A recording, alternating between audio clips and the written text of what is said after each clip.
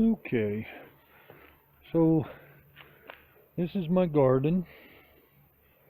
Start here at the one end. This little thing down here, this is kind of an experiment on trying to kill off little stumps. I have a lot of Chinese elm that just comes up everywhere in the yard, and I'm trying to see if I starve it for sun all summer long, will it die? But you can see right beside it, another one's coming up, so I don't know. A Chinese elm's such a pain in the butt. Anyhow, this first part of my garden here is an experiment in intensive gardening. In this bed, which is only 16 inches wide and I don't know, about 16 feet long, I've got a dozen tomato plants, a dozen pepper plants, and a dozen cucumber plants, and some flowers thrown in to see if I can get them to, produce in such a close environment. Now, what I tried to do was make sure that nothing was planted within 6 inches of anything else. So, but they're all within the 6 inches of each other, probably. I mean, they're pretty tight in there. And you can see I'm having really good success with it. Everything is looking really nice. I do have like this tomato plant here, but that's not due to this bed, and we'll discuss that in a minute. But most of this doing so well and so vibrantly colored, I believe, is probably due to in my garden there's a trifecta fertilizer. I put that in there because I knew I'd need extra food to get this to work, and it's just doing great. I'm really pleased with it. Now this here is my squash bed and beets, and it's kind of interesting. I got one squash there with a flower on it, so that's a female. There ain't a single male flower out there. I've got just planted this stuff for fall, this area here, but this is a bit of green beans there. And then some peppers there. I originally had a tomato plant in there that I lost. And then great thing about gardening here at 6,600 feet is we have very cool nights. It's a problem with tomatoes, but it's great for cabbage and broccoli and cauliflower. And I mean, here it is the end of July, and my plants, I'm still growing cabbage, and well, you can see down there's a bit of cauliflower, and the broccoli isn't doing real good anymore, but weeds are doing great. Here they got so far out of hand that I had to cover it. I'm trying to kill it off with some black plastic, otherwise I'm going to have to tear the bed apart and rebuild it. Lesson learned there was don't use the thin cardboard. Even if you do double it up, it just doesn't work. Yeah, I've got some more green beans over here, and some mint, and a friend gave me a blackberry bush there, so I got that going. These are my celebrity tomatoes, and this is Moscow tomatoes, which is supposed to be a cold climate tomato, and they're doing really well.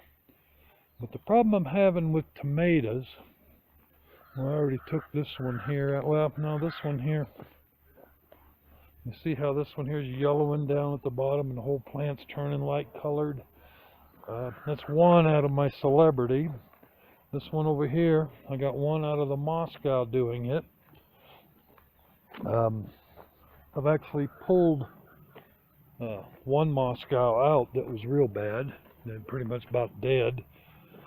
Then I've got, I don't mean to make you all dizzy here, but I've got this one over here. Now this is Aroma, and you can see it's yellowing, and yet everything right alongside of it is really doing nice. So I'm really kind of wondering if maybe it's not nematode. A friend of mine that lives here says that he thinks that's what does it to his. I've already pulled one out here, and I think I've actually got, I don't know, another one here doing it, but right beside it, it looks great, so I don't know. But anyhow, getting on to the rest of the garden. I did put some onions in there. They said that that would help keep the cabbage moths away and what have you. and we got hit pretty heavy at the beginning of the season, but as soon as all the ladybugs showed up, and I have a lot of daddy. Okay, so this is my herb garden. This is char here. I have here over here out of the sun. That's some excuse me, sage. Some fenugreek there in the back. That's over there is a rosemary. Nice crop of weeds going there. And I got you know, some rhubarb and thyme and hyssop, however you want to pronounce that. Those bushes there are gooseberries, and those down there, that's blackberries. I had some raspberries over here, but they didn't make it, and then I put in a currant, and it first came out with leaves, and now the leaves have all died off, so I don't know what's going on with that.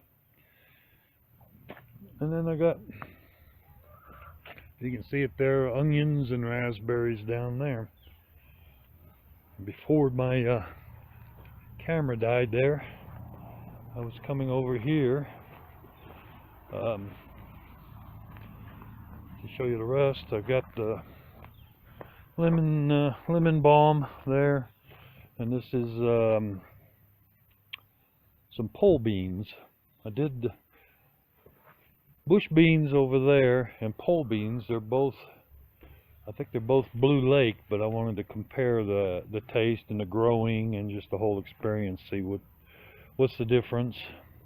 And that's pretty much it. Eventually my whole yard I'll get turned into garden and permaculture, food forest, or whatever you want to call it there. This is my first year, so I did have some other experiments that I were doing this year.